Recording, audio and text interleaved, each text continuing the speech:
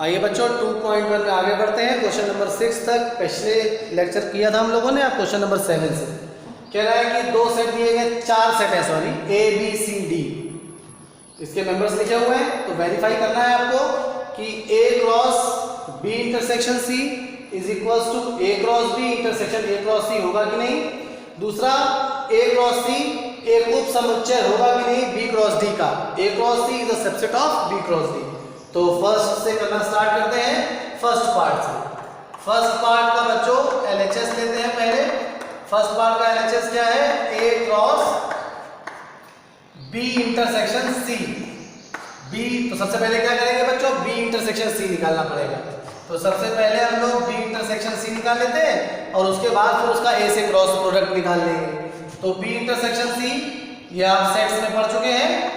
B और सी के जो कॉमन एलिमेंट्स हैं, इंटरसेक्शन का मतलब होता है कॉमन एलिमेंट्स। तो बी और सी में देखिए 5 इसमें नहीं है, 6 इसमें नहीं है। इसका मतलब बी और सी में बच्चों कुछ भी कॉमन नहीं है। तो बी इंटरसेक्शन सी क्या है बच्चों? 5। जब कुछ कॉमन नहीं होता तो 5। तो अब इसका मतलब है कि फाइनली हमें निकालना क्या है अब कि भाई a क्रॉस 5। और सबसे पहले लेक्चर में हमने पढ़ा था, रूल नंबर 3 या 4 था कि किसी भी सेट का नल सेट के साथ क्रॉस प्रोडक्ट भी नल सेट आता है। तो a क्रॉस 5 भी बच्चों क्या होगा? 5। मतलब हमारा LHS फाइनली 5 आ गया। अब हम RHS निकालेंगे और अगर RHS भी 5 आएगा तो ये वेरीफाई हो जाएगा। तो RHS में क्या करना है हमें? a क्रॉस b और इंटरसेक्शन निकालना है a क्रॉस c के साथ। तो मतलब हमें पहले क्रॉस प्रोडक्ट बच्चों a और b का निकालना होगा। तो सबसे पहले चलिए a क्रॉस b लिखते हैं, क्या होगा? तो a क्रॉस b, अब हम एरो बना के नहीं लिख रहे हैं, डायरेक्ट लिखते रहे। 1 के साथ 1, 1 के साथ 2, 1 के साथ 3 और 1 के साथ 4। तो इस तरह से 1 1 1 2 1 3 1 4। उसके बाद a क्रॉस b निकालना है, पहले a के मेंबर फिर b के, फिर उसी के साथ 2 के साथ 1, 2 के साथ 2, 2 के साथ 3 और 2 के साथ 4। तो अब आगे 2 1 2 2 2 3 और फाइनली 2 4। तो ये बच्चों हमारे पास a क्रॉस b आ गया। a क्रॉस b हमें क्या करना है? इंटरसेक्शन निकालना है a क्रॉस b और a क्रॉस c का।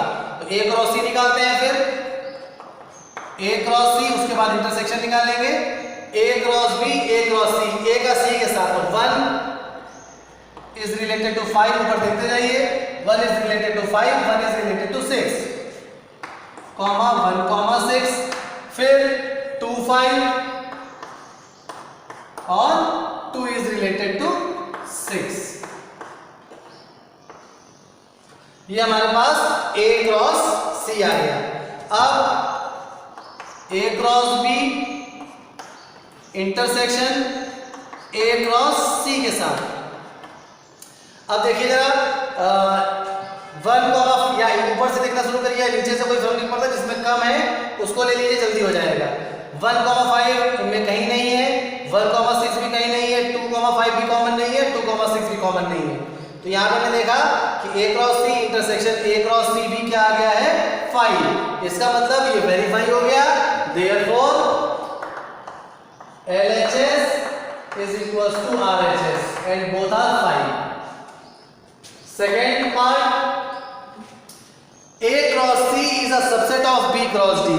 तो बच्चों a क्रॉस c तो हम यहाँ पे निकाल ही चुके हैं, यही यहाँ पर उतार दीजिएगा कि a क्रॉस c ये पूरा। अब हम निकाल लेते हैं बच्चों a क्रॉस c, तो हम पीछे से उतार लेंगे, b क्रॉस d और निकाल लें। तो b क्रॉस d निकाल लेते हैं यहाँ पर, यहाँ पे a क्रॉस c आप उतार लीजिएगा भाई। अब b क्रॉस d देखते हैं, b क्रॉस d। तो पहले b के मेंबर फिर d के मेंबर, काफी मेंबर हो जाएंगे इसमें। 1 के साथ 5, 1 5 1 6 1 7 1 8, 1 6 1 7 1 8, 2 5 2 6 2 7 2 8, 3 5 3 6 3 7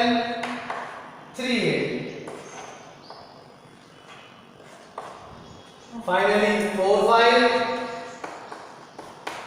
4 is related to 5, 4 is related to 6, 4 6, 4 7 and 4 8। अब देखिए यहाँ पर B क्रॉस D आ गया, A क्रॉस C चलिए अच्छा उतार ही लेते हैं, जो मैंने लिखा था ऊपर से 1 5 1 6, यहाँ पे था 1 5 1 6 2 5 2 6, पहले निकाल चुके हैं हम ये 2 6।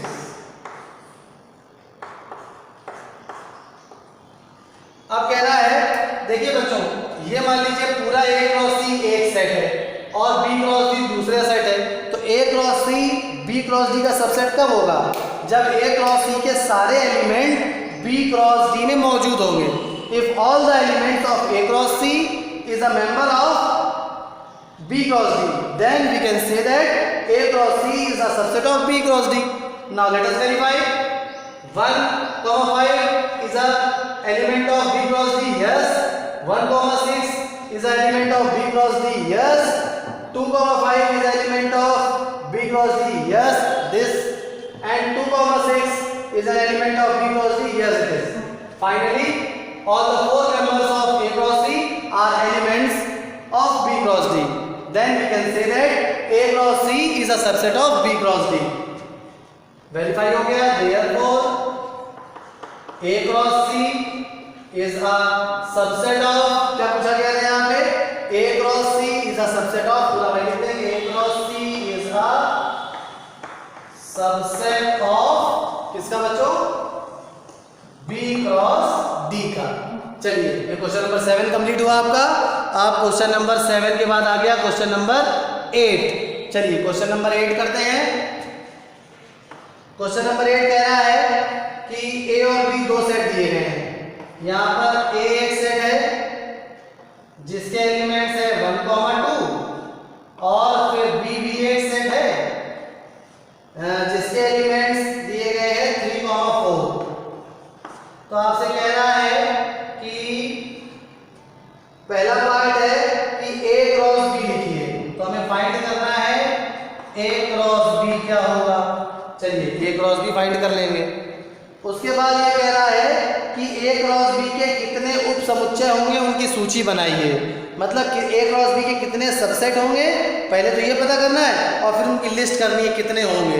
तो बच्चों किसी सेट के कितने सबसेट होते हैं ये तो मालूम ही है हमें, हमने सेट से पढ़ा होगा कि 2 की पावर n जितने मेंबर्स हैं अगर हम 2 की पावर कर देंगे तो उतने ही सबसेट होंगे। जैसे फॉर एग्जांपल आपसे कहें भाई 1, 2 इसके कितने सबसेट होंगे, तो 1, 2 में कितने एलिमेंट है? 2 एलिमेंट है, तो 2 की तो 2 यानी 4 सबसेट होंगे। लिखे कैसे जाते हैं इसको जरा लिख के बता देते हैं, हम आपको याद कर देते हैं, सेट्स का रिकॉल हो जाएगा।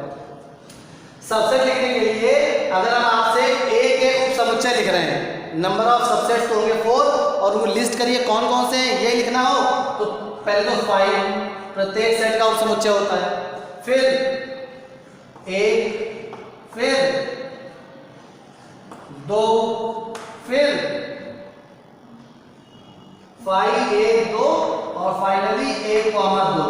तो देखिए कितने हो गए 1 2 3 4। पहला 5 is a subset of every set is a subset of every set और बाकी बचे 2 ये लिख दिए हमने। तो इसी प्रकार से हमें करना क्या है, पहले तो एक सेट प्राप्त करना है कार्टेशियन प्रोडक्ट निकाल के A क्रॉस B का, उसके बाद उसमें कितने मेंबर होंगे ये बताना है और फिर इसी प्रकार से आपको सेट सबसेट्स लिख देने हैं, लिस्ट कर देनी है। चलिए करना शुरू करते हैं।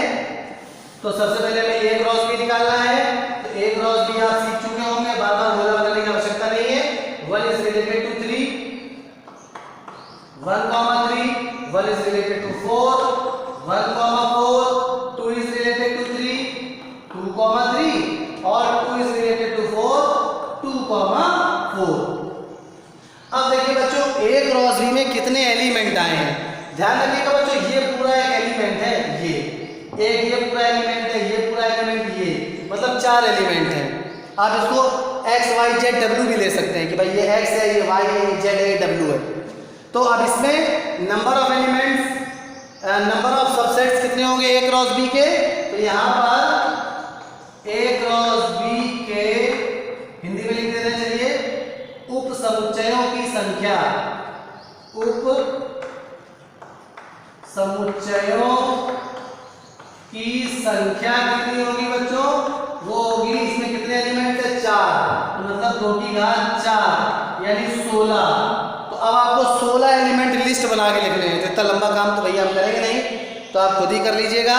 पहला 5 लिख लीजिएगा और दूसरे में ये सारे, एक को आपको आसान तरीका बताए दे रहे हैं, इसको आप x, इसको y, इसको z, इसको w ले लीजिए। तो फिर इस बाद में x, y, z, w को रिप्लेस कर दीजिएगा, इतना भी करिएगा मान लीजिए, तो भी आप लिस्ट करके इसको 16 एलिमेंट लिख सकते हैं, बिल्कुल इसके पहले वाले एग्जाम्पल की तरह जैसा हमने बताया था आपको। चलिए बच्चों, तो इसको नोट डाउन कर लीजिए वीडियो पॉज करके, और उसके बाद हम लोग क्वेश्चन नंबर 9 करते हैं।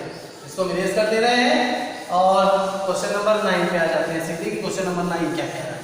चलिए देखिए, क्वेश्चन नंबर 9 कह रहा है कि यहाँ पर मान लीजिए a और b दो समुच्चय हैं, मतलब दो सेट्स हैं a और b, ठीक बात है।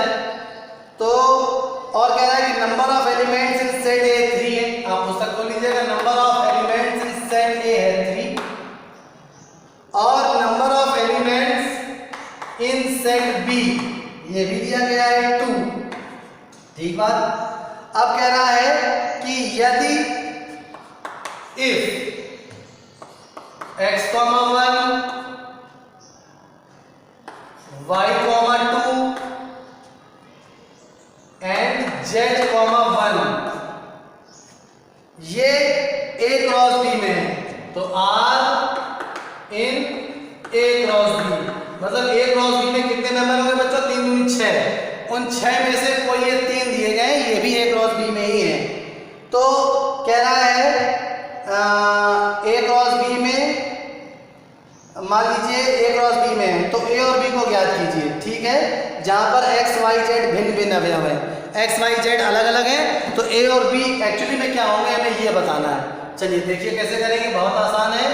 तो यहाँ पे मान लीजिए ये सेट A हो गया और ये सेट B हो गया। इसमें बच्चों number of element in set A ये दिया गया है 3 और number of element in set B ये दिया गया है 2, मतलब इसमें 3 सदस्य होंगे। तो यहाँ पे मगर जो कार्टेशियन प्रोडक्ट के जो कुछ मेंबर्स दिए हैं इनकी सहायता लेते हैं, मतलब x वाला किसको बिलोंग करेगा? A को, यहाँ पे x होगा, यहाँ पे 1 होगा। फिर y वाला किसको बिलोंग करेगा? A को, और यहाँ पे 2। फिर z वाला किसको बिलोंग करेगा? z, और ये 1, तो 1 पहले से लिखा हुआ है, मतलब इसको अगर एरो डायग्राम से लिखें तो x इज रिलेटेड टू 1 और x को 1 नहीं लिखना था, यहाँ पे y लिखना था, सॉरी बच्चों, x इज रिलेटेड टू 1, फिर y इज रिलेटेड टू 2, उसके बाद z इज रिलेटेड टू 1। तो यहाँ पर देखिए बच्चों, यहाँ पर x, y, z 3 मेंबर तो हमारे पास आ ही गए और 1, 2 दो और मेंबर भी आ गए। अगर हमें और भी इसके अलावा सारे मेंबर्स निकालने होते तो क्या हम निकाल लेते बच्चों? हालांकि ये प्रश्न पूछा नहीं गया है, तो पहले चलिए जो आंसर है वो पूछ लेते, वो लिख देते हैं आपके लिए। तो हमें A और B पूछा गया था, तो A इसमें क्या पूछा गया था? A होगा बच्चों x, y, z set A ये हो गया, और सेट B होगा 1, 2। मान लीजिए आपसे कहता कि इसके बचे हुए मेंबर्स भी लिख दीजिए A क्रॉस B के, तो A क्रॉस B के हम पूछा नहीं गया, फिर भी हम आपको लिख दे रहे हैं। तो x, 1 तो लिखा गया था। अब क्या होगा बच्चों? x, 2 भी होगा, तो एक मेंबर इसका आ गया x, 2। उसके बाद अगला मेंबर y, 1 होगा, तो y, 1 इसको लिख देंगे। फिर अगला y, 2 तो लिखा ही गया था, तो ये हो गया y, 2। उसके बाद अगला z, 1 होगा, तो ये z, 1 हो गया, और फिर अगला z, 1 लिखा ही गया था, फिर अगला होगा z, 2। काउंट कर लीजिए कितने हो गए? 1, 2, 3, 4, 5, 6, 3 2 6, यानी बिल्कुल टोटल कंप्लीट मेंबर्स हमारे पास आ गए। चलिए अब लास्ट क्वेश्चन बचा है, क्वेश्चन नंबर 10, उसको भी सॉल्व कर लेते हैं। यहाँ पे करेंगे क्वेश्चन नंबर 10, देखिए क्या है वो। तो क्वेश्चन नंबर 10 कह रहा है कार्तीय गुणन Cartesian product A cross A में 9 अवयव है, 9 अवयव है, मतलब number of elements in A cross A ये दिया गया है आपको 9, जिनमें -1, 0 और 0, 1 भी है। तो मतलब कुछ एलिमेंट्स A क्रॉस A के दिए गए हैं -1,0, हालांकि 9 में है तो उसमें 2 दे दिए गए हैं। 0,1 A क्रॉस B के ही A क्रॉस A के ही ये मेंबर्स हैं। अच्छा, तो आप कह रहे हैं समुच्चय A ज्ञात कीजिए और A क्रॉस A के शेष अवयव ज्ञात कीजिए। तो हमें एक तो ये पता लगाना है कि A आखिर क्या होगा, और दूसरा A क्रॉस A के जो बचे हुए मेंबर्स हैं वो भी पता लगाना है। बहुत आसान है। तो यहाँ पर भी लिखते हैं A, ये A है, दोनों सेम है बच्चों, इस बात पर ध्यान दीजिएगा, दोनों एक ही सेट लिखे हुए हैं। तो यहाँ पे -1 0 और फिर 0 1।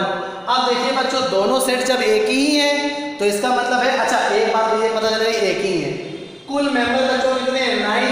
तो इसका मतलब ये है कि A में भी number of element in set A भी 3 होगा और number of element in set A ये भी 3 होगा, तभी तो 3 × 3 9 आएगा, नहीं तो दूसरा कॉम्बिनेशन बन ही नहीं सकता। अब यहाँ पर 2 मेंबर तो आ गए, -1 0, तीसरा क्या होगा, ये ध्यान दीजिए, ये भी A है और ये भी A है, यहाँ पे 0 है, यहाँ पे भी 0 है, यहाँ पे 1 है मगर यहाँ 1 नहीं है, इसका मतलब 1 1 यहाँ पे भी होना चाहिए, तो इसके तीनों मेंबर मिल गए। उसी तरह से यहाँ पे 0 है, यहाँ पे 0 है, यहाँ पे 1 है, यहाँ पे 1 है, -1 यहाँ है, यहाँ नहीं है, तो -1 यहाँ होना चाहिए। देखिए कितना इजीली आ गया। अब हमने बताया था कि सेट के अंदर के एलिमेंट्स के ऑर्डर से कोई फर्क नहीं पड़ता, उसको आप कैसे भी लिख सकते हैं। तो पहला आंसर हमारे पास आ गया कि सेट A में जो मेंबर्स हो गए वो -1 0 और 1। उसके बाद कह रहा है कि A क्रॉस A के सारे बचे एलिमेंट्स लिख दीजिए, सारे लिख देते हैं, -1 0 -1 1 और -1 -1 -1 1 और -1 -1, फिर 0 0 0 1 और 0 -1 0 1 और 0 -1, फिर आगे 1 0 1 1 और 1 -1 1 1 और 1 -1। तो ये बच्चों दूसरा आंसर आ गया हमारे पास। चलिए बच्चों, उम्मीद है आपने ये एक्सरसाइज एंजॉय करी होगी। चलिए बच्चों, धन्यवाद।